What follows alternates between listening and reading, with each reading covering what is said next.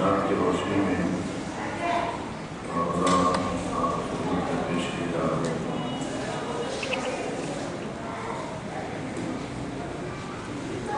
موضوع بہت وسیع ہے۔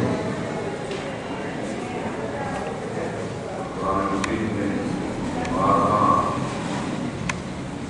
اس طرح اشارہ کیا گیا ہے اور عظمت حق کو بیان کیا گیا ہے، بلکہ عرش سے لے کے فرش تک جس شے کا بھی تعارف کروایا گیا ہے اور اس کائنات اور اس نظام کے ہر ذرے کا جو تعارف کروایا گیا ہے وہ حق کے ذریعے سے کروایا گیا ہے۔ خود اللہ رب العزت نے اپنے آپ کو حق کہا ہے، وہ الحق، وہ ذات حق ہے۔ تلقین میں آپ کو کیا تلقین کی جاتی ہے؟ کس بات کی تلقین کی جاتی ہے؟ کس بات کا اقرار کروایا جاتا ہے؟ یہ تلقین مردوں کے لیے نہیں، زندوں کے لیے کہ اللہ تمہارا رب ہے،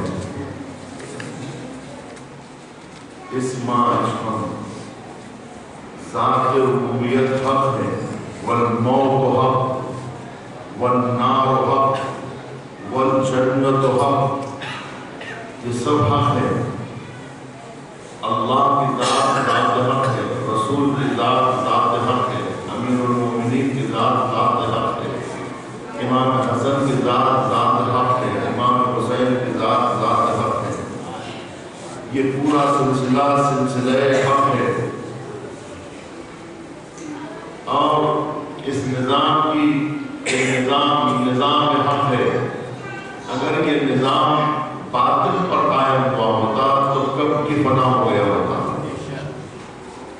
اور وَلَوِ اتَّبَعَ الْحَقَّ وَلَوِ اتَّبَعَ الْبَاطِلَ وَلَوِ اتَّبَعَ الْحَقَّ وَلَا أَهْوَائِهِمْ، اگر حق ان کی ہوا و ہوس کی پیروی کر لیتا تو یہ کائنات ختم ہو جاتی۔ یہ کائنات جو باقی ہے وہ اس لیے کہ حق کے مدار کے باقی ہے، نظام حق کا قائم ہے۔ اگر باطل کا گزر ہو جائے اور اس نظام میں اگر باطل شامل ہو جائے تو یہ نظام ختم ہو جائے۔ امیر المومنین فرماتے ہیں کہ اگر کوئی دیوار سوریا تک بلند کر دی جائے اور اس دیوار میں ایک اینٹ بھی اگر باطل کی لگا دی جائے تو میں پوری دیوار کو گرا دوں۔ وہ ایک باطل کی اینٹ پوری دیوار کو مشکوک کر دیتی ہے۔ لہذا باطل کی ایک اینٹ بھی ہم کی دیوار میں نہیں لگائی جا سکتی۔ باطل کا کوئی گزر نہیں ہو سکتا۔ حق ایک خالص ترین حقیقت کا نام ہے جس میں باطل کا شائبہ تک نہیں آ سکتا۔ آپ یہ نہیں کہہ سکتے کہ اتنے حق کی کثرت میں اگر باطل کا ایک عدد اضافہ کر دیا جائے تو کیا فرق پڑتا ہے۔ حق میں اگر باطل کا ایک شائبہ بھی گھڑے پر دودھ میں ایک مٹی بھی ڈال دی جائے تو پورا دودھ پھینکنے کے قابل ہو جاتا ہے۔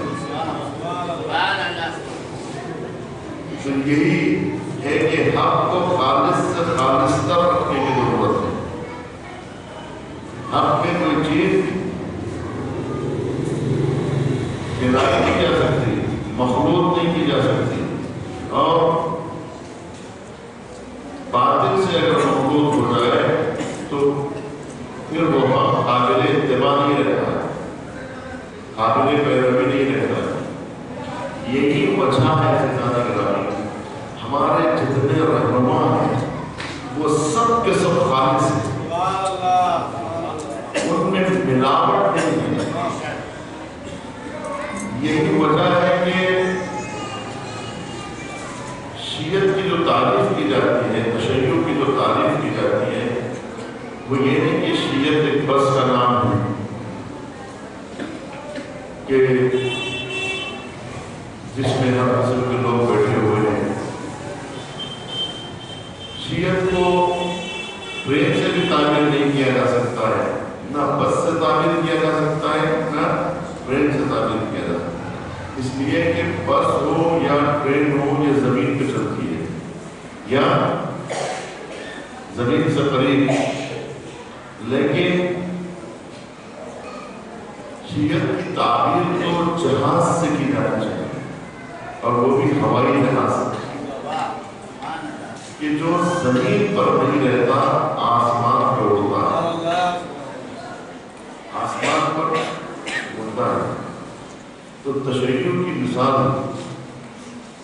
ہوائی جہاز کی طرح جو زمین پہ ریگتا نہیں ہے، جو زمین پہ دوڑتا نہیں ہے، صرف آسمان کی بلندی پہ نظر آتا ہے، یا پھر کھڑا رہتا ہے تو پھر زمین پہ،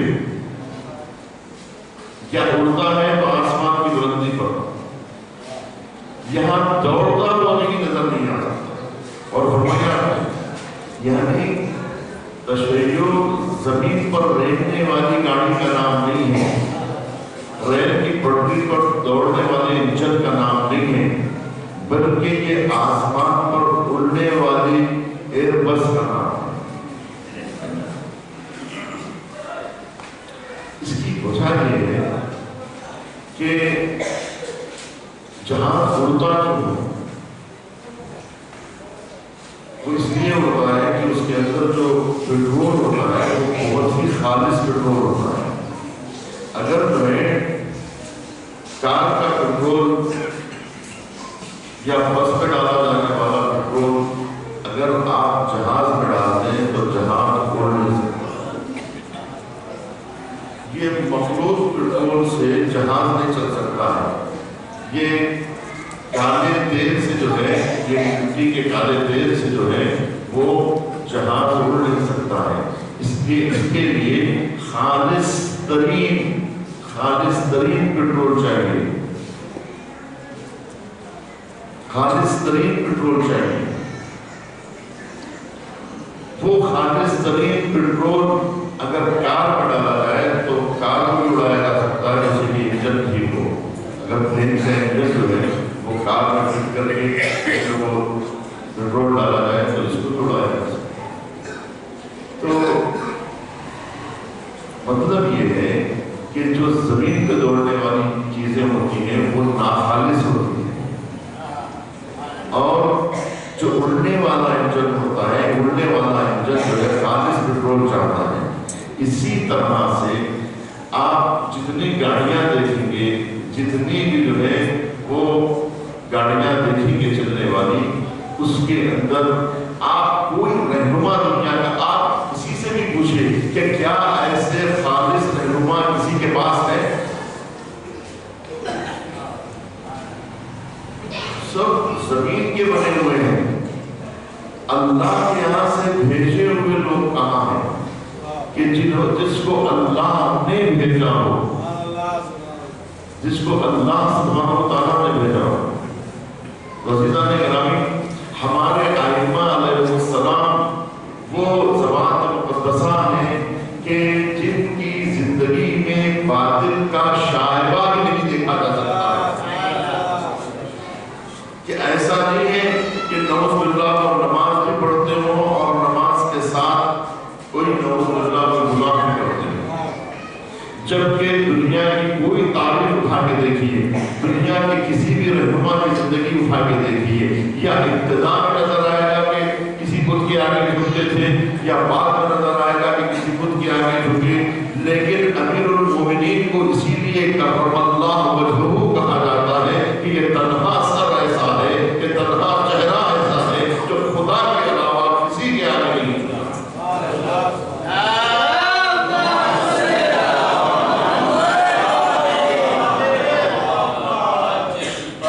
یہ سر کبھی بھی باطل کے آگے نہیں جھکا، کبھی باطل پرستی، کبھی باطل سے ہاتھ ملا کے نہیں چلے، زندگی میں باطل کا شائبہ تک نہیں دیکھا گیا۔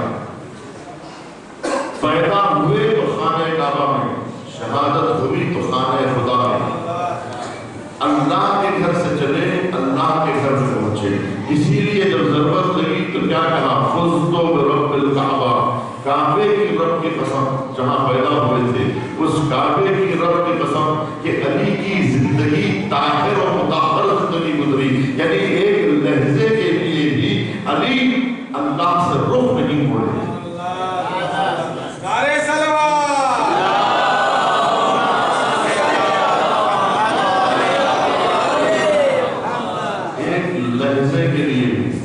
اب آپ بتائیے دنیا میں کوئی رہنما امیر المومنین جیسا آپ کو ملے؟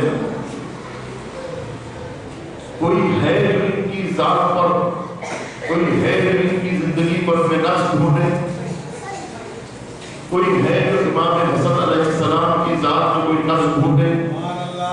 کوئی ہے جو امام حسین علیہ السلام کی زندگی میں کوئی عیب ڈھونڈے؟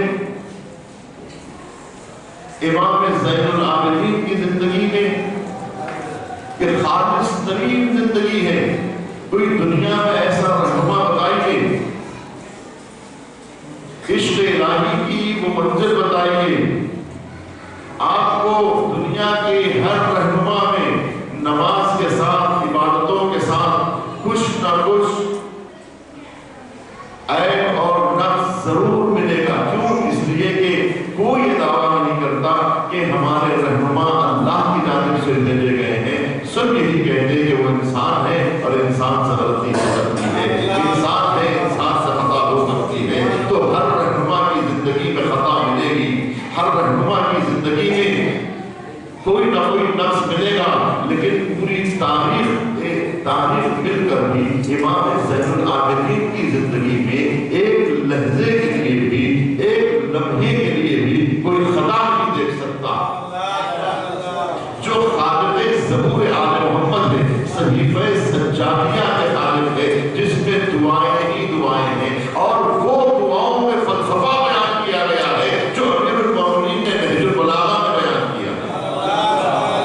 اور پھر امام محمد باقر، امام جعفر صادق کے جو جہاں بیٹھ جاتے تھے وہی درسگاہ علم بن جایا کرتا۔ مسند علم، جس طرح سے امیر المومنین نے کہا تھا کہ اگر مسند علم بچھا دی جائے اور مجھے بٹھا دیا جائے تو توریت والوں کے درمیان توریت سے فیصلہ کروں گا، زبور والوں کے درمیان زبور سے فیصلہ کروں گا، انجیل والوں کے درمیان انجیل سے فیصلہ کروں گا، اور قرآن والوں کے درمیان قرآن سے فیصلہ کروں گا۔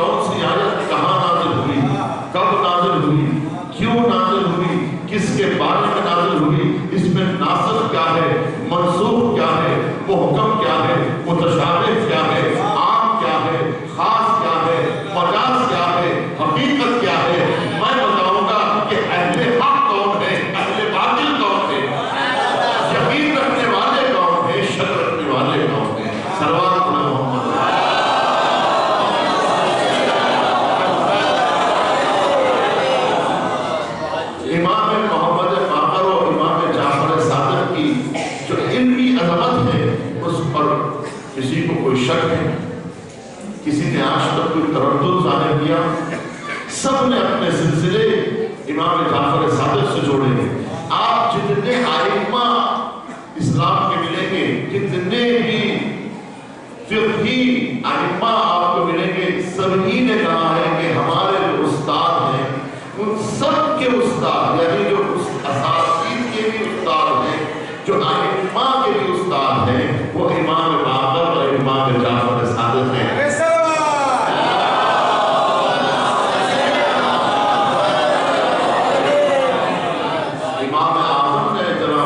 بزرگان ملت نے اعتراف کیا، تاریخ اسلام شاہد ہے کہ امام صادق کی یونیورسٹی میں، یعنی آپ جہاں درس دیا کرتے تھے، وہاں 6000 سے 12000 تک طلبہ آپ کے درسگاہ علمی میں شریک ہوا کرتے تھے۔ جابر بن حیان آپ مکتب کے ایک شاگرد ہیں، زرارۃ بن عامر ایک شاگرد ہے۔ فقہ کی کلاس میں ائمہ پیدا ہوئے اور فقیہان عصر کہلائے۔ کیمسٹری میں کے درس میں جو آئے وہ بابا کیمسٹری کہلائے، فلسفے کے جو درس میں آئے وہ امام فلاسفہ کہلائے۔ کون سا علم ایسا ہے جو ان کی بارگاہ سے نہیں ملا؟ آپ آئے امام کاظم علیہ السلام کی زندگی،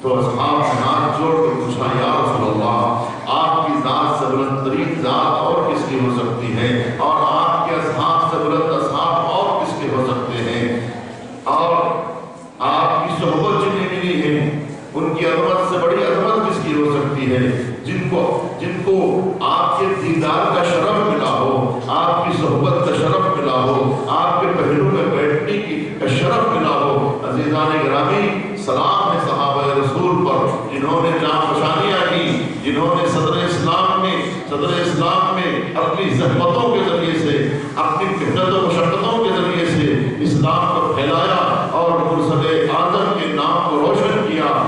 کیسے کیسے صحابہ تھے، مقداد، عمار، سلمان فارسی، ابو ذر غفاری، مقداد، عمار یاسر، بلال حبشی، کیسے کیسے جلیل القدر صحابہ تھے۔ حضور فرماتے ہیں کہ میرے اصحاب سے بہتر اصحاب میرے آخری جانشین کے ہوں گے۔ اصحاب کہتے ہیں یا رسول اللہ یہ کیسے ممکن ہے؟ فرماتے ہیں کہ تم لوگ مجھے دیکھ کر ایمان لا رہے ہو، تم لوگ مجھے دیکھ کر ایمان لا رہے ہو، میں تمہارے درمیان میں موجود ہوں، میرا کردار تم دیکھ رہے ہو، میرے اوصاف کو تم دیکھ رہے ہو، میرے اخلاق کو تم دیکھ رہے ہو، مجھے دیکھ کر تم ایمان لا رہے ہو، لیکن میرے آخری جانشین کے جو اصحاب ہوں گے وہ بغیر دیکھے ہوئے ایمان لے آئے۔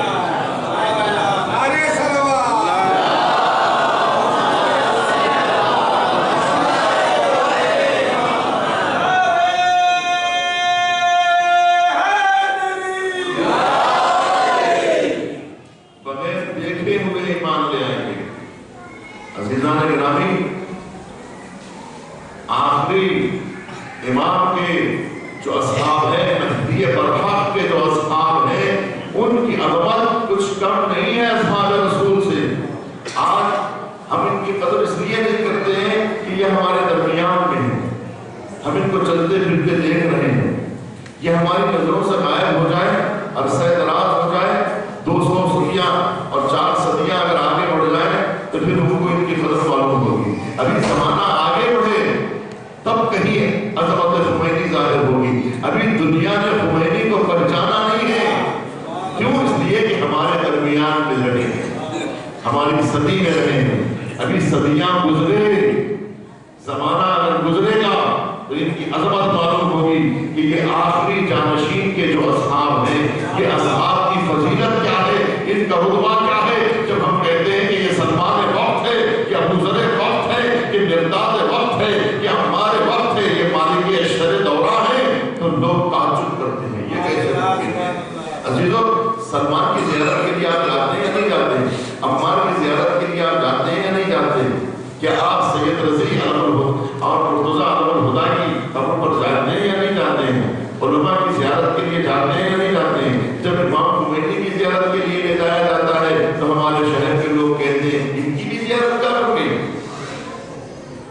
کی عظمت سے واقف نہیں ہے کہ اس پورے دور کو جس نے روشن کیا ہے ایسا چراغ جلایا ہے جس سے پوری دنیا روشن ہو گئی. یہ انقلاب کسی مسلک کا انقلاب نہیں ہے, کسی فرقے کا انقلاب نہیں ہے. اس کو سمجھنے کی کوشش کیجیے. یہ اسلامی انقلاب ہے اور اسلام میں نام محمدی کو زندہ رکھنے کے لیے انقلاب لایا گیا ہے. ابھی تک نوجوانوں میں انقلاب کی آواز پہنچی نہیں ہے. ابھی نوجوانوں کو انقلاب سے آشنائی نہیں ہے کہ کیا ہو گیا دنیا میں. نہ صرف مڈل ایسٹ اس وقت متاثر ہے بلکہ پوری دنیا کا نظام اس وقت متلاطم ہے. اس وقت پوری دنیا یہ چاہتی ہے کہ ایسا نظام حکومت ہو. پوری دنیا آگ کے لپیٹ میں ہے. پوری دنیا اس وقت آگ کے لپیٹ میں ہے اور ہر ملک دہشت گردی کا شکار ہے. شکار نہیں ہے بلکہ دہشت گردوں کو پناہ دیا ہوا ہے. ہر ملک سے دہشت گرد بھیجے جا رہے ہیں. کیا فرانس کے دہشت گرد شامل نہیں ہے داعش میں؟ ہے یا نہیں بتائیے. افریقہ کے فوجی یا افریقہ کے باشندے داعش کی فوج میں شامل ہے یا نہیں بتائیے. اسرائیلی افراد داعش میں شریک ہے یا نہیں بتائیے. پوری دنیا اس وقت دہشت گردی کی تائید کر رہی ہے تاکہ ایران میں آگ لگائی جا سکے. یہ جو عراق میں داعش کو بھیجا گیا ہے, یہ جو سیریا میں داعش کو بھیجا گیا ہے, یہ سیریا کو ختم کرنا نہیں چاہتے, یہ عراق کو ختم کرنا نہیں چاہتے, یہ ایران میں داخل ہونا چاہتے, یہ ایران کو ختم کرنا چاہتے ہیں.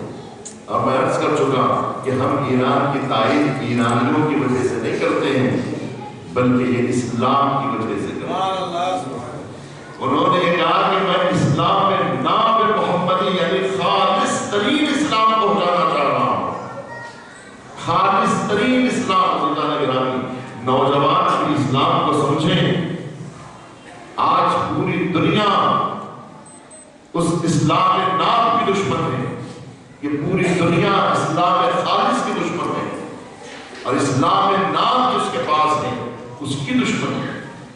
آج پوری دنیا میں کس کا قتل کیا جا رہا ہے؟ آج سرحد کے پار ہمارے پڑوسی ملک میں کس کا خون بہایا جا رہا ہے؟ اسلام نام رکھنے والوں کا خون بہایا جا رہا ہے. افغانستان میں کس کا خون بہایا جا رہا ہے؟ عراق میں کس کا خون بہایا جا رہا ہے؟ شام میں کس کا خون بہایا جا رہا ہے؟ یمن میں کس کا خون بہایا جا رہا ہے؟ بحرین میں کس کا خون بہایا جا رہا ہے؟ پوری دنیا ہماری دشمن بنی. پوری دنیا ہمیں ختم کرنے پر آمادہ ہے. پوری دنیا. سوال یہ ہے کہ ہم نے کیا کیا ہے, ہمارا قصور کیا ہے؟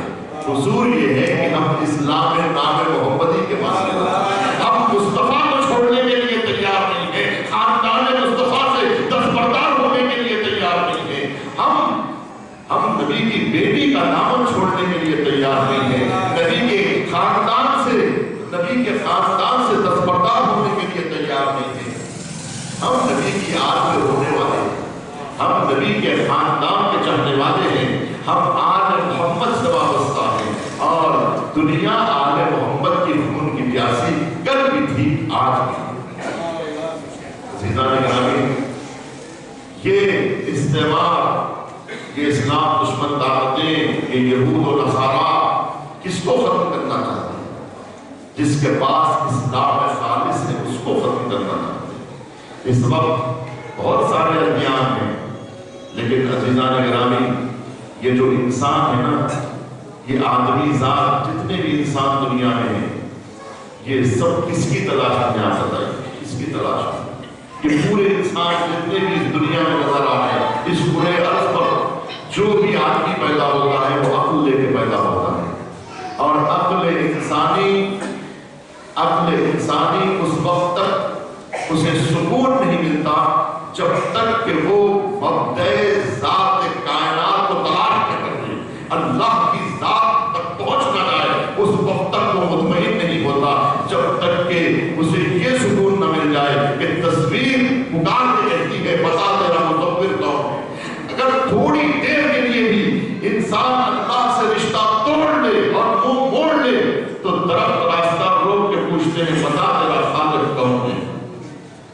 سورج طلوع ہو کے پوچھتا ہے بتا تیرا خالق کون ہے. جب اندھیرا ہو جاتا ہے تو ستارے آسمان پہ جھلملا کے پوچھتے ہیں بتا تیرا خالق کون ہے. چاند پوچھتا ہے بتا تیرا خالق کون ہے.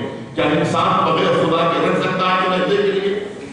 چاہے وہ دنیا کا کوئی بھی انسان ہو اپنے خالق سے رشتہ توڑ کے وہ ایک لہجے کے لیے بھی نہیں رہ سکتا. اگر وہ انسان ہے جس طرح سے انسان کے جسم کو غذا کی ضرورت ہے انسان کی روح کو اللہ کی عبادت کی ضرورت ہے.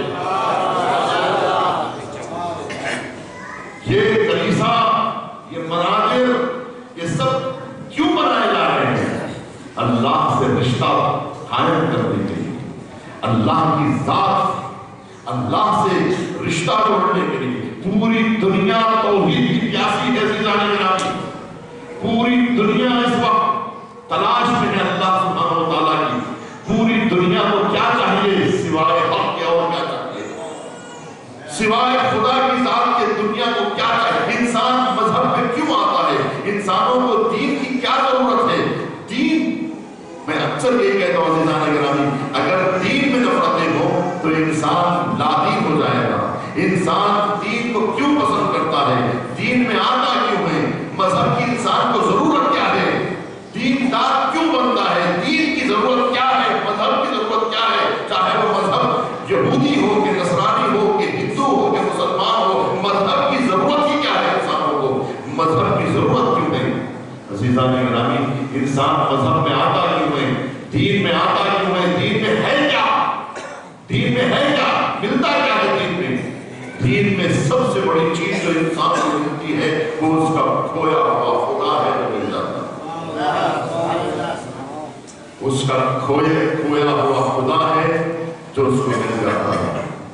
جب وہ مشرق پہ پہنچ جاتا ہے, اس منزل پہ پہنچ جاتا ہے کہ جہاں اس کو اس کا پروردگار, اس کا خالق, اس کا مالک اسے مل جاتا ہے تو اسے سکون مل جاتا ہے کہ مجھے میرا مالک مل گیا, مجھے میرا آقا مل گیا, مجھے میرا پروردگار مل گیا, مجھے میرا خدا مل گیا. تو خالص ترین دین وہ ہے عزیزان گرامی. اب اس سے اندازہ لگائیے ادیان میں, اس دنیا میں کتنے ادیان ہیں, ان ادیان میں کتنے مسالک ہیں, ان سب میں پاکیزہ ترین مذہب, سب سے قیمتی مذہب کون سا ہے؟ وہی مذہب سب سے قیمتی ترین مذہب ہوگا جہاں خدا کا تصور سب سے زیادہ خالص ہوگا, سب سے زیادہ خالص تصور توحید جہاں ہوگا. وہی مسلک سب سے بہترین مسلک, وہی مشرب سب سے بہترین مشرب ہوگا. وہ مشرب نام ہوگا, وہ مشرب نام, وہ دین نام, وہ اسلام نام, وہ توحید نام, وہ شریعت نام. خالص ترین شریعت وہ ہے جس مذہب کے پاس خالص شریعت بچ گئی ہو, ورنہ ہر جگہ تصور توحید جو بگڑا ہوا ہے. کہیں خدا مجسمے کی شکل میں نظر آ رہا ہے, کہیں خدا جو ہے کسی نہ کسی کے ساتھ جڑا ہوا نظر آ رہا ہے. یعنی ہر جگہ شرک ہی شرک نظر آتا ہے. جہاں توحید خالص نظر آتی ہے وہ مکتب امیر المومنین کا مکتب ہے, وہ مکتب امیر المومنین کا مکتب ہے, وہ مکتب علی ابن ابی طالب کا مکتب ہے. اسی لیے حضور نے فرمایا اگر دین اسلام کے لینا ہے تو انا مدینۃ العلم وعلی بابها, میں علم کا شہر ہوں, علی اس کا دروازہ ہے.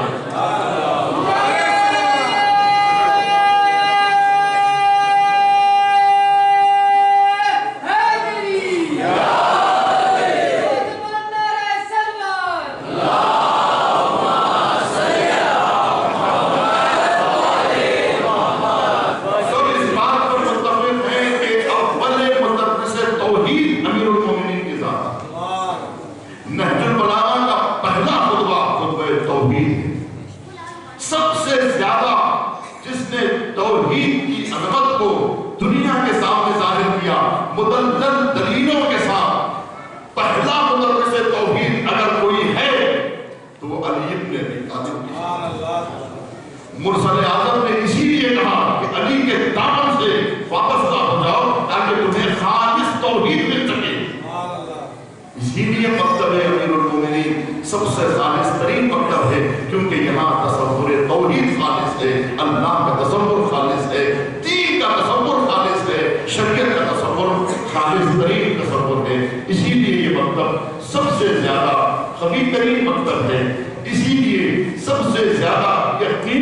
مذہب ہے، سب سے زیادہ تمام ادیان میں خالص ترین دین اگر دین اسلام ہے تو اس دین اسلام میں خالص ترین اگر مکتب ہے تو امیر المومنین کا مکتب ہے، علی مرتضیٰ کا مطلب ہے کہ علی مرتضیٰ نے توحید پر پوری زندگی صرف کر دی، لوگوں کو اللہ کی ذات سے جو انہوں نے اپنی ذات کے لیے نہیں بلایا، کسی کو اپنا سجدہ نہیں کروایا، مصطفیٰ کی آنکھ بند ہونے کے بعد مرتضیٰ نے یہ نہیں کہا کہ میں تمہارا خالق ہوں، میں تمہارا رسول ہوں، بلکہ کہا میں اللہ و رسول کی طرف تمہیں بلا رہا ہوں، آؤ اللہ و رسول کی طرف آؤ۔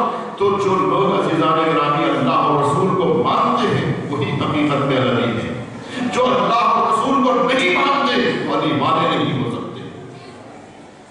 عزیزان گرامی علی والے بننے کی کوشش کی، یہ مکتب علوی، بس میں گفتگو کو تمام کروں، یہ مکتب علوی ہے، یہ مکتب غدیری ہے، یہ نظام غدیری ہے۔ اس نظام کو بچانے کے لیے امام حسین علیہ السلام نے یہ انتہائی اقدام، یہ نظام کو بچانے کے لیے، یعنی اس خالص ترین توحید کو بچانے کے لیے، یہ خالص ترین اسلام کو بچانے کے لیے، یہ خالص ترین دین اور یہ خالص ترین شریعت کو بچانے کے لیے امام حسین کیا کہتے ہیں، میرے کربلا جانے کا مقصد کیا ہے، ہدف کیا ہے اس کربلا کا؟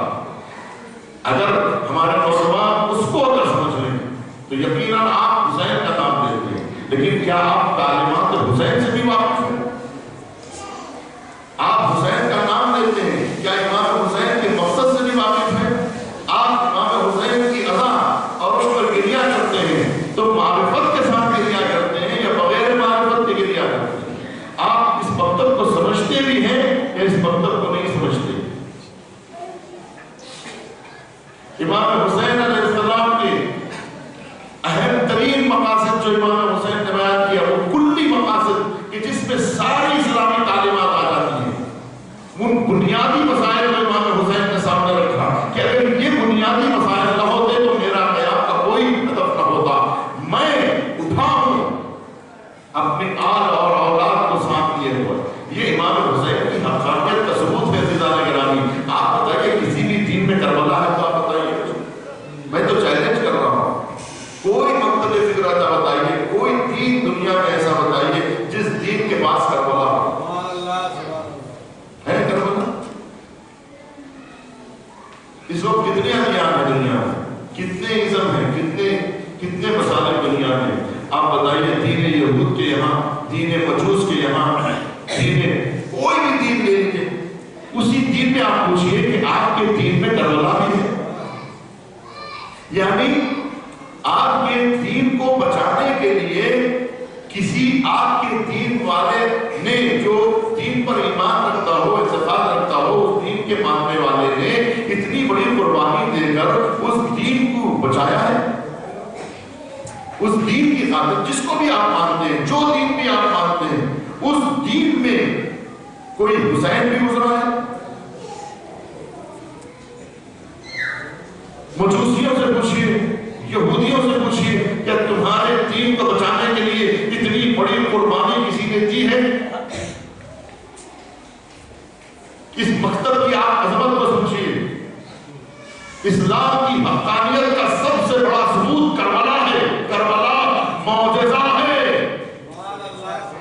کربلا معجزہ ہے، جس طرح سے قرآن معجزہ ہے کہ جب بھی جہاں بھی جس وقت بھی محمد مصطفیٰ کا اعجاز طلب کرے، دیکھ کر سر تسلیم خم کر دے اور مجبور ہو کر کہنا پڑے ما ھذا کلام البشر، تو یہ مرسل اعظم کا معجزہ ہے۔ مرسل اعظم نے دو معجزے پیش کیے، ایک معجزہ قولی، ایک معجزہ فعلی۔ معجزہ قولی کا نام قرآن ہے، معجزہ فعلی کا نام آل محمد کی ذات ہے۔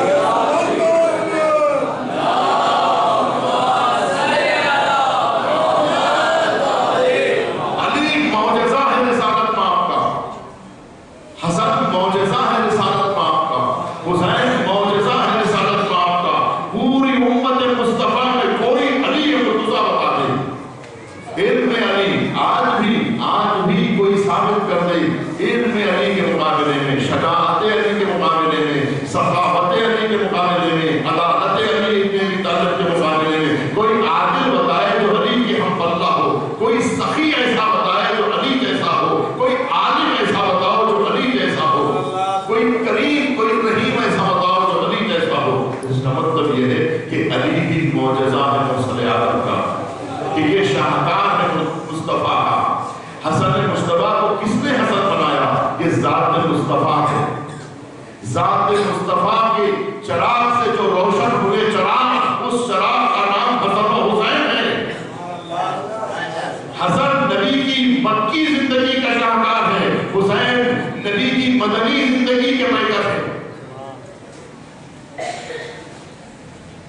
نبی کی زندگی میں صلح بھی ہے، نبی کی زندگی میں جنگ بھی ہے. صلح حسن اور جنگ حسین یہ دونوں بھی نبی کی ذات کے پرتوں ہیں. یہ چراغ مصطفیٰ سے چلے ہوئے چراغ ہیں کہ جس کے بارے میں امام حسین کے بارے میں مرسل اعظم کہتے ہیں ان الحسین مصباح الہدی والسفینۃ النجاۃ، کہ حسین چراغ ہدایت ہے اور نجات کی کشتی ہے. امام حسین علیہ السلام دین اسلام کی حقانیت کا سب سے بڑا ثبوت ہے. جب بھی دین اسلام میں شک پیدا ہو، دین کی کسی بھی بات پر، اسلام کی حقانیت پر جب بھی شک پیدا ہو، کربلا کو سامنے رکھیں. آپ کے تمام شکوک دور ہو جائیں گے. تمام ادیان عالم کے لیے مثال ہے کربلا. تمام ادیان عالم کے لیے اگر دین اسلام سچا دین نہ ہوتا تو اس دین کی حفاظت کے لیے امام حسین اپنے کڑیل جوان کو نہ پیش کر دیتے، اپنے بھتیجوں کو نہ پیش کر دیتے. شک کی بنیاد پہ کوئی اتنی بڑی قربانی نہیں پیش کر سکتا. حسین کو اپنے پروردگار کی ذات پر اتنا یقین تھا کہ اس یقین کی بنیاد پر یہ قربانیاں دی گئی ہیں، شک کی بنیاد پر نہیں دی گئی. عزیزان گرامی، آپ کو دین اسلام کی ایک ایک تعلیمات پر ایمان لے آنا اور ان تعلیمات کو زندہ کرنا ہے. اس اسلام کو بچانا آپ کی ذمہ داری ہے. آپ یہ مت سمجھیے یہ ساری ذمہ داری حسین ابن علی کے ماننے والوں کے کاموں پہ آتی ہے. قرآن کو بچانا کس کا کام ہے؟ آپ کا کام ہے. کیونکہ آپ یہ کہہ رہے ہیں کہ میں اللہ تعالی حسین، میں ہر دن کی صدا پر لبیک کہنے والا ہوں، میں حسین کا چاہنے والا ہوں. تو حسین کیا چاہتے ہیں؟ حسین کا درد کیا ہے؟ آپ کا درد الگ ہے، حسین کا درد الگ ہے. آپ کا درد حسین کی مصیبت پہ رونا ہے، لیکن خود حسین کا درد کیا ہے؟ حسین پر تیر لگنے سے درد نہیں ہوتا، تلواریں جسم پر چلے تو درد نہیں ہوتا. حسین کو درد اس بات پہ نہیں ہوتا کہ ان کے کڑیل جوان کے سینے پہ برچھی لگائی گئی. حسین اس پر نہیں روتے. حسین کا گریہ اس بات پہ نہیں ہے جس پر ہمارا گریہ ہے. ہم کیوں جمع ہوئے ہیں یہاں پر؟ ہم حسین کے بچوں کے رونے کے لیے جمع ہوئے ہیں. ٹھیک ہے، یہ ہمارا درد ہے، لیکن حسین کا درد کیا تھا؟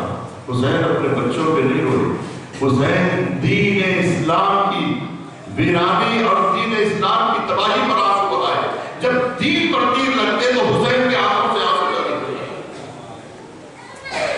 کہ میں دیکھ رہا ہوں میراث مصطفیٰ رک رہی ہے، سنت نبی میں تحریف ہو رہی ہے، قرآن مجید کو تاج کی زینت بنایا جا رہا ہے، قانون اسلام کا مذاق اڑایا جا رہا ہے. دین کا اگر مذاق اڑایا جائے، شریعت کا اگر مذاق اڑایا جائے، نمازوں کی اگر توہین ہو، مسجدوں کی اگر توہین ہو، قرآن کی اگر توہین ہو، تصویر مصطفیٰ کی توہین ہو، ذات محمد کی توہین ہو، تو حسین کے آنکھوں سے آنسو نکلتے ہیں. تو عزیزان گرامی، آپ کا درد وہ ہونا چاہیے تو حسین کا درد ہے. حسین کا درد آپ کا درد بن جائے جب آپ حسینی کہتے ہیں. حسین کا غم آپ کے کاموں کی ذمہ داریاں بتا رہا ہے اور یہ بتا رہا ہے کہ کربلا والے بننا آسان نہیں ہے. میں اکثر عرض کرتا ہوں عزیزان گرامی، دنیا کی سب سے محترم قوم وہ ہے جو عزادار حسینی. عزادار جو مظلوموں پہ رونے والا، مظلوموں پہ رونے والا کسی پہ ظلم نہیں کرتا، مظلوموں پہ رونے والا کسی پہ ستم نہیں کرتا. کہ کربلا ظلم کے خلاف احتجاج ہے، ظالموں کے خلاف اور دنیا کے ہر ظلم کے خلاف اور ظالم کے خلاف صدائے احتجاج بلند کرنے کا نام کربلا. تو عزیزان گرامی، جب تک تلاوت قرآن زیادہ نہیں ہوگی اس وقت تک حق ادا نہیں ہوگا۔ زائرین حسین اور امام حسین کے عزاداروں کی ذمہ داری ہے کہ مجلس کو کوشش کیجئے کہ قرآن سے شروع کریں، پہلے قرآن پڑھیں، ہر نماز کے بعد کوشش کیجئے کہ قرآن پڑھیں، اس لیے کہ امام حسین نے کٹے ہوئے سر سے قرآن پڑھا ہے۔ قرآن اور اہل بیت میں جدائی کا امکان نہیں ہے۔ جب قرآن اور اہل بیت میں جدائی کا امکان نہیں ہے تو آپ اہل بیت کو قرآن کے ذکر سے الگ کیوں کر رہے ہیں؟ جب ذکر اہل بیت ہو اس وقت قرآن کا بھی ذکر ہو، تلاوت قرآن، ہمارا آغاز بھی قرآن سے ہو، ہماری گفتگو کا اختتام بھی قرآن ہو۔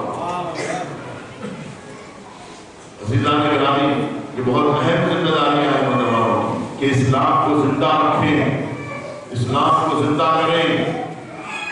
کیوں کہا گیا کہ اسلام اسی وقت زندہ ہوتا ہے جب کربلا کو زندہ رکھا جاتا ہے۔ اسلام زندہ ہوتا ہے ہر کربلا کے بعد، یعنی جب کربلا برپا ہوگی اس وقت اسلام کو حیات نو ملتی رہے گی۔ جب حسین کا ذکر کیا جائے گا اس وقت اسلام کو نئی زندگی ملتی رہے گی، نئی حیات ملتی رہے گی۔ عزیزان گرامی، ہماری زندگی سے کربلا دور نہیں ہو سکتی جب کربلا ہم سے دور نہیں ہو سکتی، جب ہمارے درمیان میں کربلا زندہ رہے گی تو سمجھو قرآن بھی زندہ ہے۔ ہمیں دعاؤں کو زندہ رکھنے کی ضرورت ہے۔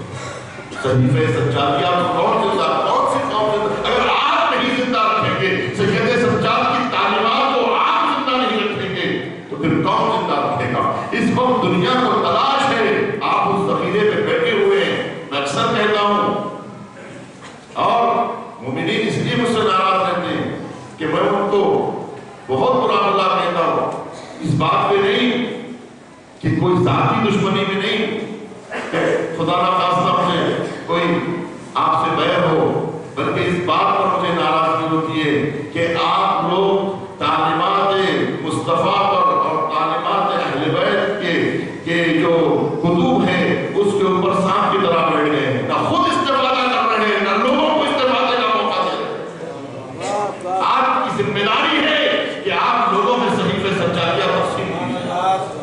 آپ بتائیے کہ ہمارے مکتب میں ہے کیا؟ آپ بتائیے دنیا میں کہ ہمارے پاس سجاد ہے، ہمارے پاس باقر و صادق ہے۔ آپ اتنا بڑا ذخیرہ لے کے بیٹھے ہوئے ہیں جس کی دنیا پیاسی ہے۔ ایک دعا ایسی ہے کہ جس میں پوری دنیا انسانیت اس سے فیضیاب ہو سکتی ہے۔ دعائیں مکارم اخلاق میں یہ تشیع کی دعا نہیں ہے، انسانیت کی تعمیر ہوگی۔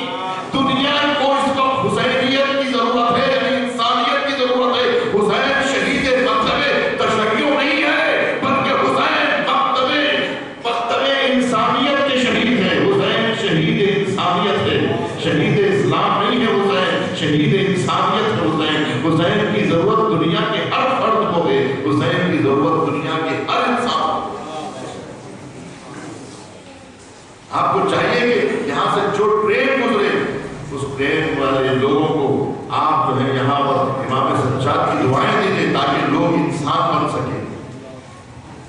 وہ پڑھ کے انسان بنتا ہے اور پوری دنیا کی مشکلات کا حل میں بس دو جملوں میں بیان کرتا ہوں عزیزان گرامی۔ پوری دنیا کے مسائل کا حل یہ ہے اور ساری دنیا کی مشکلات کیوں پیدا ہو رہی ہیں وہ ایک ہی جملے میں بیان کروں گا، اس لیے کہ وقت ختم ہو رہا ہے، میرے پاس وقت نہیں ہے کہ میں تفصیلات میں جاؤں اور حقائق کو بیان کروں۔ اب یہ وقت نہیں ہے عزیزان گرامی کہ ہم آہستہ آہستہ نصیحتیں کرتے رہیں۔ وقت ختم ہو چکا ہے۔ اس وقت جو ہے جیسا ہمارے بھائی مسکین صاحب کہہ رہے ہیں کہ آہستہ آہستہ تبلیغ کی ضرورت ہے۔ اب یہ جو ہے دوسری قوموں کے لیے تو ہو سکتا ہے کہ آہستہ آہستہ تبلیغ کریں، ہم اپنے آپ کو تو ایک دم پوری طرح سے ایک ساتھ اس وقت کھڑے ہو جانے کی ضرورت ہے۔ اس وقت ہمیں انسانیت بچانے کی ضرورت ہے۔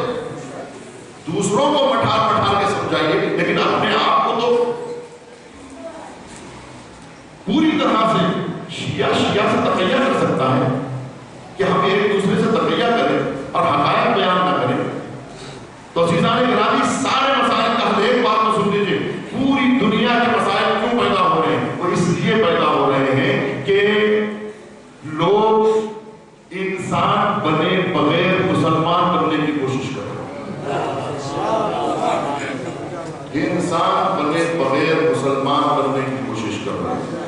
मुसलमान बने बगैर शिया बनने की कोशिश करो कि हम शिया हैं, मुसलमान नहीं, हम मुसलमान हैं, इंसान नहीं। अरे ये इंसानियत का मसला है, इंसान को इंसान से हमदर्दी, ये इंसानियत है, ये मजहब नहीं है। कोई इंसान भूखा रहे उसे खाना खिलाना ये मजहब नहीं है, ये इंसानियत है।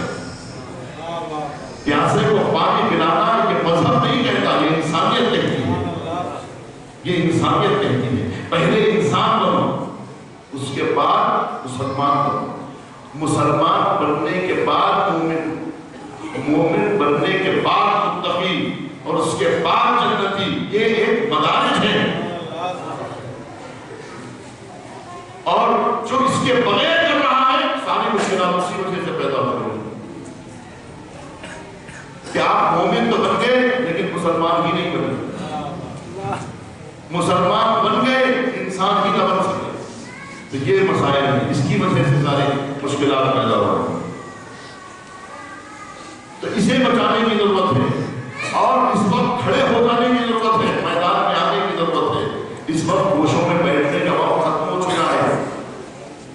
इस वक्त जो है आपको हलमिल की आवाज सुनाई दे रही है हुसैन इब्न अली की। अगर आप इस पर लब्बैक नहीं कहेंगे तो आपका ताल्लुक हुसैन से नहीं रहेगा। भाई खास बात कह रहा हूँ, और बहुत देर हो गई, बहुत देर हो गई। मैं अभी कुवैत में था, मैंने वहां पे कहा कि हिंदुस्तान और पाकिस्तान और इराक ये तीन शियों का मसला फंसा हुआ है, इसको जल्दी से हल करना जरूरी है, वरना शियत का जहाज तो उड़ चुका है आसमान की तरफ। आप कारवां के पीछे रह गए हैं तो आपको जल्दी आना। अभी एक नस्ल दुआए कुवैत पढ़ते पढ़ते जवान हो चुकी, 1 करोड़ से ज्यादा हाफिज़ान कुरान पैदा हो चुके हैं हमारे पास।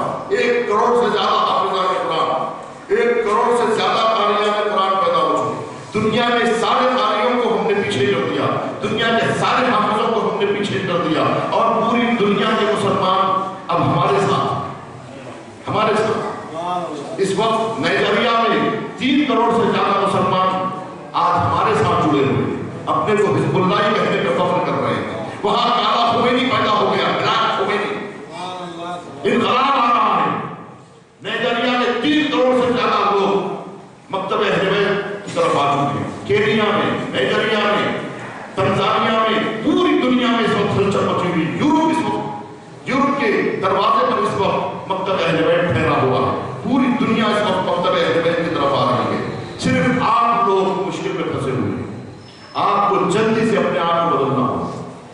आपके अंदर जो है वो दुआएं और कल्चर और तहजीब, जो इस्लाम की तहजीब है, वो आने की जरूरत है।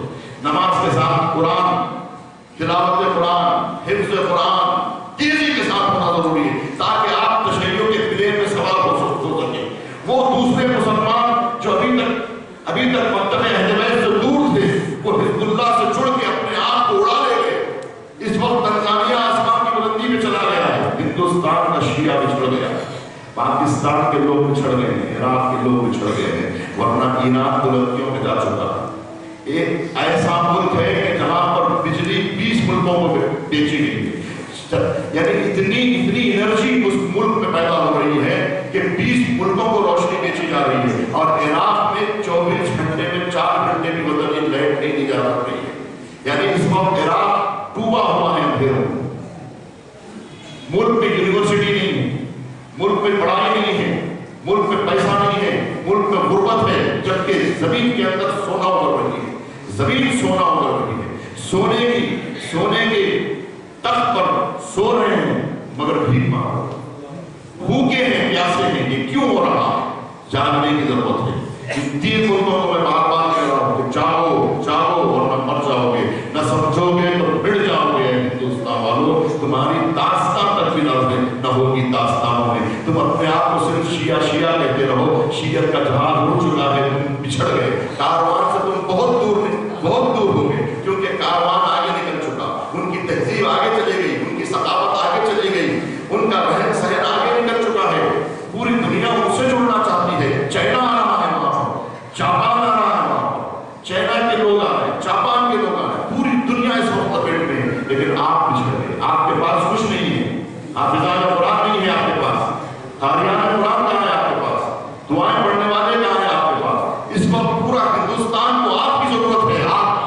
نہ دعاؤں کو نشر کر رہے ہیں، نہ نہج البلاغہ کو نشر کر رہے ہیں، نہ درس نہج البلاغہ ہو رہا ہے، نہ درس صحیفہ سجادیہ ہو رہا ہے، کوئی نہیں ہو رہا ہے، کچھ نہیں ہو رہا ہے آپ کے پاس۔ آپ تعلیمات محمد سے دور ہو گئے، تعلیمات اہل بیت سے دور ہو گئے، آپ کا شیعت سے کوئی تعلق نہیں رہا، صرف آپ چند رسومات کے پابند ہو گئے، آپ کے پاس خود کا جلوس نہیں نکل رہا ہے۔ آپ مسلمانوں سے ایک رشتہ جوڑیے، فلسطین کے مسلمانوں سے جو دنیا کے مظلوم ترین لوگ ہیں ان سے اگر رشتہ نہیں جوڑے گا تو پھر آپ کے شیعہ ہونے پر حرف آ جائے گا۔ پوری دنیا میں کوئی بھی فلسطینیوں کی تعریف نہیں کر رہا ہے، اتنے عرب لوگ ہیں، کوئی تعریف نہیں کر رہا ہے، اس لیے کہ ہم کو واجب ہے۔ کیوں؟ اس لیے کہ ہم مظلوموں کی تعریف میں جب ہم کہتے ہیں کہ ہم مظلوموں کے لیے غم منا رہے ہیں تو یہ بھی تو مظلوم ہے، ہم ظالموں کے خلاف آواز بلند کر رہے ہیں۔ تو کیا کہ وقت کے ظالم امام حسین بھی اگر کہتے ہیں کہ یہ میں اس یزید کے خلاف کیوں آواز بلند کروں، میں تو اس فرعون کو کوستا رہوں گا، میں اس نمرود کو کوستا رہوں گا جو دور ابراہیم میں گزرا ہے، میں اس فرعون کا دشمن رہوں گا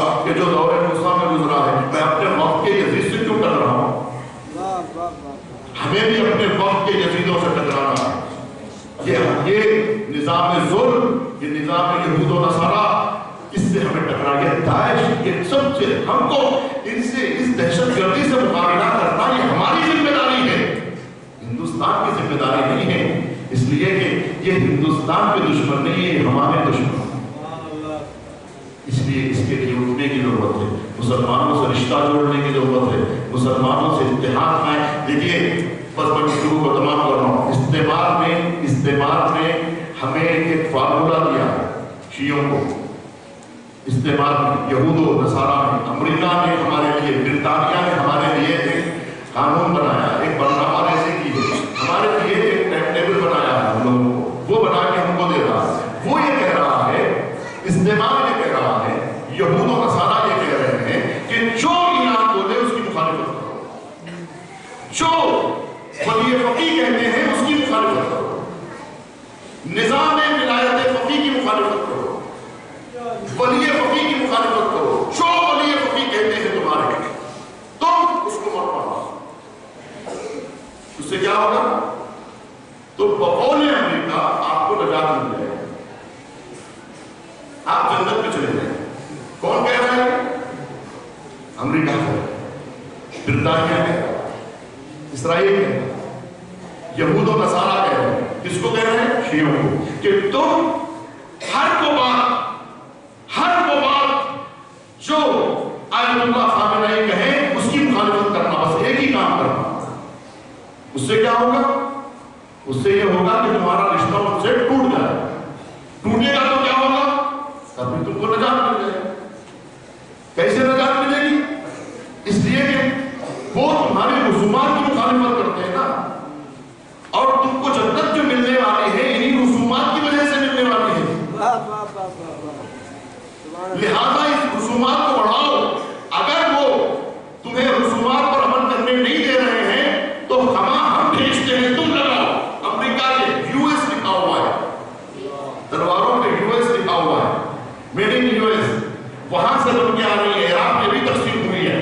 امریکہ کا سفارت خانہ تقسیم کر رہا ہے، وہ کہہ رہا ہے کہ جو خامنہئی کہے اس کی مخالفت کرو۔ وہ کہتے ہیں اتحاد بین المسلمین ہونا چاہیے، تم مت کرو۔ وہ کہتے ہیں خود کا جلوس نکالنا چاہیے، تم مت نکالو۔ وہ کہتے ہیں کہ خون کا ماتم مت کرو، تم کرو۔ جو وہ کہیں اس کی مخالفت کرو۔ وہ کہتے ہیں اتحاد کرو، تم اتحاد نہ کرنا۔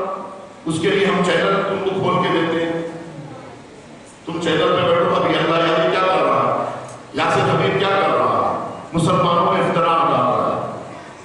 کس کے ذریعے سے کام کیا جا رہا ہے؟ وہ لوگ جو خامنہئی کو نہیں مانتے، بس انہی کو اٹھایا جا رہا ہے۔ یہی سے عزیزان گرامی، اسی چیز سے آج اخباریت بن گئی، اسی سے ایسوسیشن وجود میں آ رہا ہے۔ یہ سب کیوں وجود میں آ رہا ہے؟ کیونکہ یہ فارمولا وہاں سے دیا گیا ہے، وائٹ ہاؤس سے پیغام آیا ہے شیعوں کے نام کہ اگر تمہیں نجات چاہیے تو ایران سے رشتہ توڑ لو۔ اس لیے کہ حزب اللہ ڈوب گیا ہے ان کے بقول، حزب اللہ تباہ ہو گیا ہے، حزب اللہ برباد ہو گیا ہے، لبنان برباد ہو گیا ہے ایران کی پیروی کر کے۔ اس لیے کہ ایران کی اتباع کر کے وہاں کا عالم حسن نصر اللہ بن گیا ہے، حزب اللہ وجود میں آ گئی ہے۔ جو اسرائیل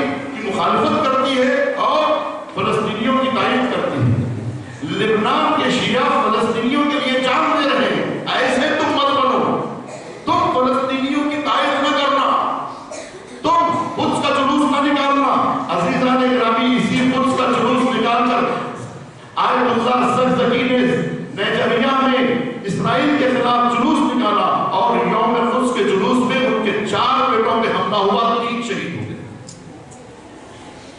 3 شہید۔ ایک شخص جو مکتب اہل بیت میں کل تک نہیں تھا، آج آ کر اپنے بیٹوں کی شہادتیں دے رہا ہے، اور ہم بیٹھے ہوئے ہم ایک بیٹا بھی شہید نہیں کیے، پھر ہمارا دعویٰ یہ ہے کہ ہم اہل بیت کے چاہنے والے ہیں، ہم اہل بیت کے چاہنے والے ہیں۔ تمہارے کسی عالم سے اپنے 3 بیٹے دیے ہیں مکتب اسلام کے لیے؟ تو یہی بتایا جا رہا ہے کہ ان کا ساتھ دو گے تو ویسے بننا۔ انہوں نے کہا، آیت اللہ زکزکی نے اعلان کیا کہ ہمیں انہی کی طرح بننا ہے، ہمیں حزب اللہ کی طرح بننا ہے، ہمیں لبنان والوں کی طرح بننا ہے، ہمیں مسلمانوں سے رشتہ نہیں توڑنا۔ عزیزان کرام، بس اسی دین اسلام کو بچانے کے لیے امام حسین کیا کہہ رہے ہیں مدینے سے نکلتے وقت؟ انی لم اخرج اشرا ولا بدرا ولا مفسدا ولا ظالما بل خرجت لطلب الاصلاح فی امت جدی، میں امت جد کی اصلاح کے لیے جا رہا ہوں۔ کیوں جا رہا ہوں؟ اسیر سیرت جدی وبی، یعنی میں سنت نبی بچانے کے لیے جا رہا ہوں۔ اصل مسئلہ سیرت رسول کا ہے عزیزو، اصل مسئلہ سنت نبی کا ہے۔ دین میں ہے کیا سنت نبی کے علاوہ؟ اس سنت کو جو الٹا پلٹا جا رہا تھا، اس سنت کو بچانے کے لیے حسین کربلا میں آ رہے ہیں۔ اسیر بصیرت جدی وبی، اسیر بصیرت جدی وبی۔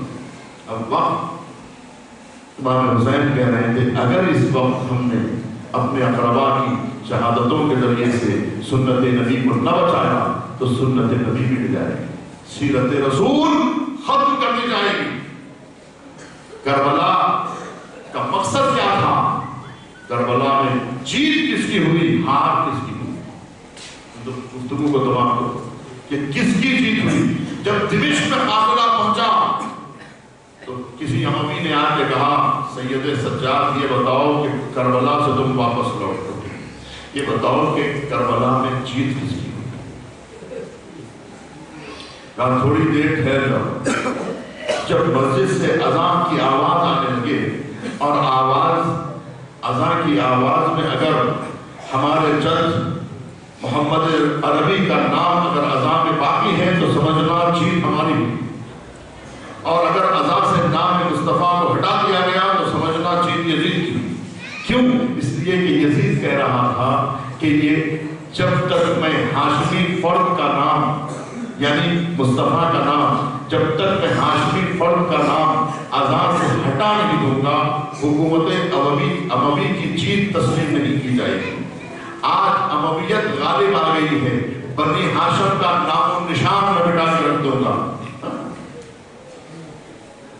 اعتراض یہ تو تھا کہ نبی بنے تو خاندان بنی ہاشم سے، علی مرتضیٰ غدیر میں منتخب ہوئے تو بنی ہاشم، حسین ابن علی نے کربلا میں جہاد کیا تو بنی ہاشم، تو بنی ہاشم کا نام مٹا دیا جائے اور پوری مملکت اسلامیہ پر بنی امیہ کی حکومت آ جائے، اموی حکمرانی آ جائے۔ عزیزان گرامی، یہی وجہ ہے کہ آج کا ہر مسلمان قاتلان حسین پہ لعنت بھیجتا ہے، تبرہ کرتا ہے قاتلان حسین پر، امویوں پر لعنت بھیجتا ہے۔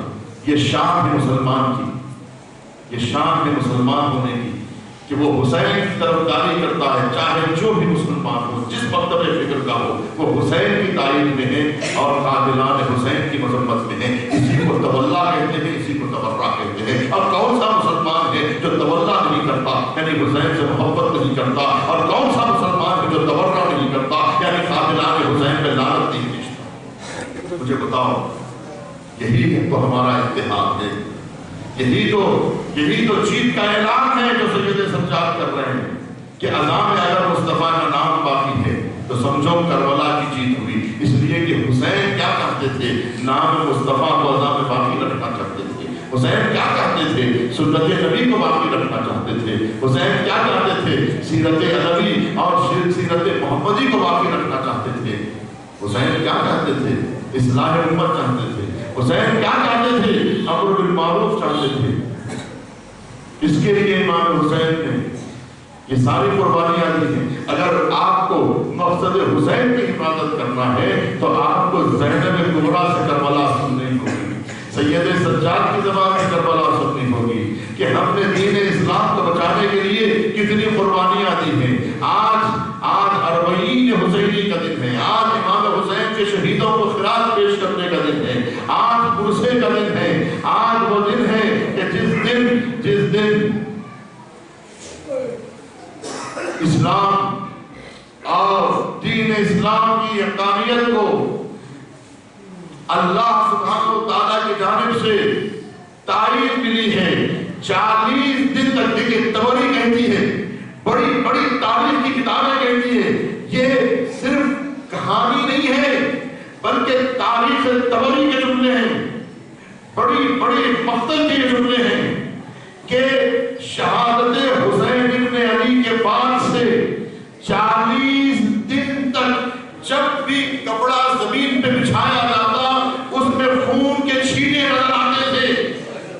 40 دن تک آسمان خون کے آنسو بہاتا رہا.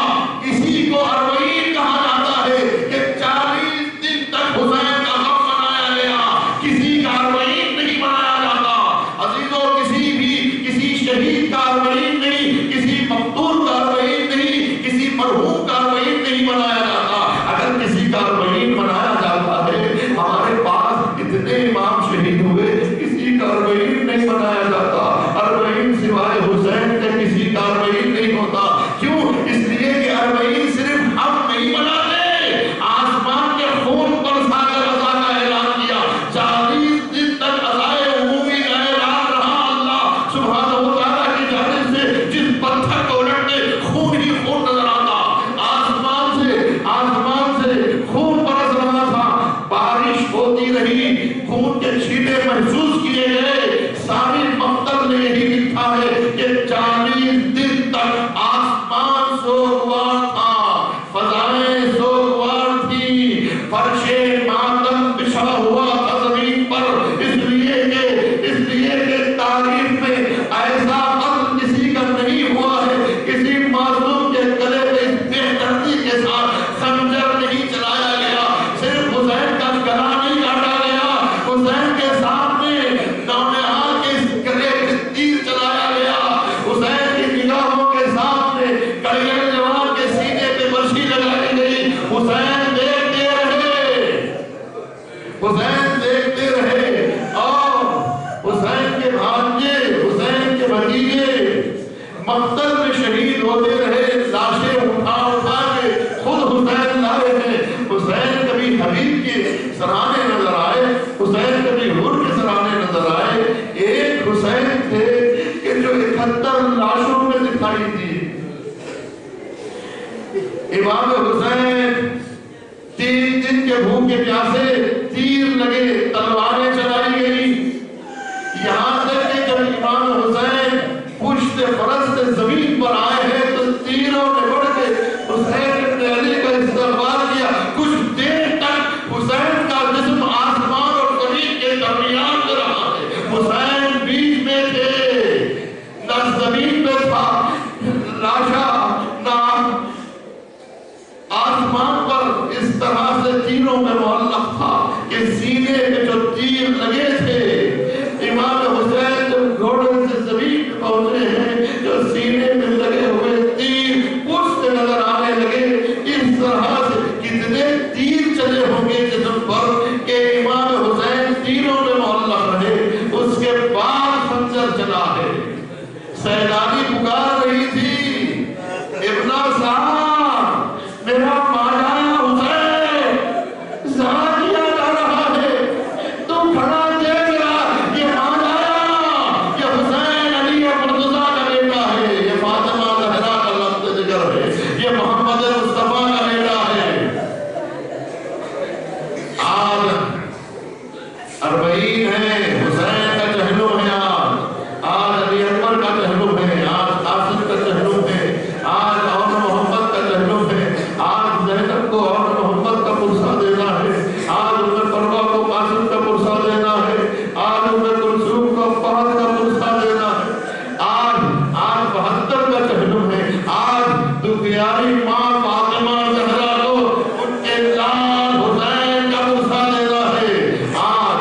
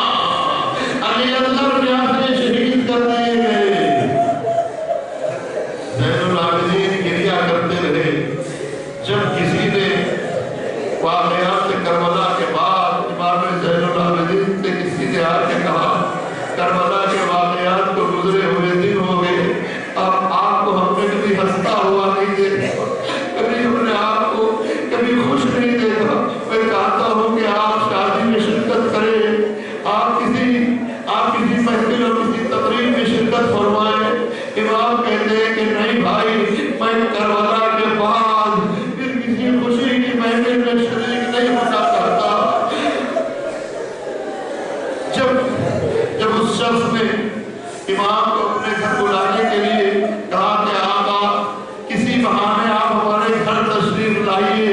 एक बहाना यही है कि मैं मजलिस हुसैन रखता हूँ ताकि आप तशरीफ ले आए। तो इमाम ने कहा ठीक है। इमाम तशरीफ लाए, मजलिस हुई। मजलिस के बाद सब रोने लगे। इमाम ज़ैनुल आबिदीन दिखाई नहीं दिए, सारे लोग इंतजार कर रहे हैं। इमाम ज़ैनुल आबिदीन नजर नहीं आए। ढूंढता हुआ जब आगे बढ़ा तो क्या देखता है, सफेद नालैन में जहाँ जूतियां रखी जाती है वहाँ ज़ैनुल आबिदीन पहने हुए इंतजार कर रहे हैं। मजलिस हुसैन में शरीक होते हैं इमाम ज़ैनुल आबिदीन। अजीजों, मदीने की जब भी रास्ते से गुजरते, जब किसी कस्साब को देखते कि जानवर को ज़बह कर रहा है तो रुक जाते और रुक के पूछते, भाई ये तो बताओ कि तुम लोग जानवरों को जो ज़बह करते हो, पानी पिला के ज़बह करते हो या यूं ही ज़बह कर देते हो? हाथों को जोड़ के कहा, कस्साबों ने कहा कि मौला हम किसी जानवर को ज़बह नहीं करते। हमारा उसूल ये है कि जब तक हम बकरे को, किसी दुम्बे को पानी न पिलाने ज़बह नहीं करते। बस इमाम की जुमला सुनते और मर्तबा करबला का रुख करके कहते, वाह मज़लूमा, वाह हुसैना, वाह अकबरा, ये हाल है बाबा हुसैन को। 3 दिन का भूखा प्यासा ज़बह कर दिया गया। करबला वालों को याद करके रोते रहे। लेकिन क्या करबला में रोने का मौका मिला? क्या लाशों में रोने का मौका मिला? क्या इमाम ज़ैनुल आबिदीन को अली अकबर के लाशों में रोने का मौका मिला? किस किस पे गिरिया करते, किस किस पे रोते? लिहाजा जब तक जिंदा रहे करबला वालों को याद करके रोते रहे। करबला का तन्हा गवाह ज़ैनुल आबिदीन। जब किसी ने कहा मौला शहादत तो घराने की मीरास है, आप इतना क्यों गिरिया कर रहे हैं? अब जुमला सुनिए, आज के दिन के लिए मखसूस है ये जुमला, इसलिए कि आज अरबईन है। आज यही तो अय्याम थे, यही तो वो दिन थे कि जब सैयदे सज्जा कूफे से शाम और शाम से करबला की तरफ इन्हीं बीवियों के साथ, इसी काफिले के साथ रहे। कूफे का दरबार, शाम का बाजार, शाम का दरबार। यही वजह है इमाम ज़ैनुल आबिदीन कहते, भाई तुमने इंसाफ नहीं किया कि शहादत तो हमारे घराने की मीरास है, लेकिन क्या माँ बहनों के साथ तैयार रहे मैदान में जाया जाना, ये भी हमारी मीरास थी कि हमने ये देखा, किस नबी ने वो मंजर देखा, किस रसूल ने वो मंजर देखा, किस इमाम ने वो मंजर देखा कि उसकी माँ बहनें जिसके गले में रसद बंधी हुई हो, किसी के बालों में रसद बंधी हुई हो। यही अजीज़ान गिरामी शाम के दरबार और शाम के जिंदान के पास जब रुखसती का वक्त आया तो यही ज़ैनब ने कहा, सैयद सज्जाद से कहो कि हम जी भर के शहीदों में रो न सके, काफिला करबला से हो के गुजरेगा। बस अजीज़ों आखिरी जुमले हैं कि जब काफिला करबला की सरजमीन पर पहुंचा तो अब तक के फरवा को कासिम याद नहीं आए थे, लेकिन जब करबला की जमीन देखी तो उनमें फरवा को कासिम याद आए।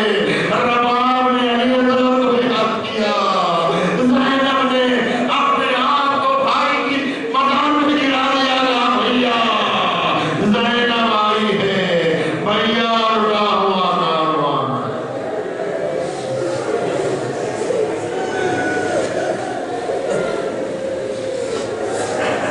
अल्लाह की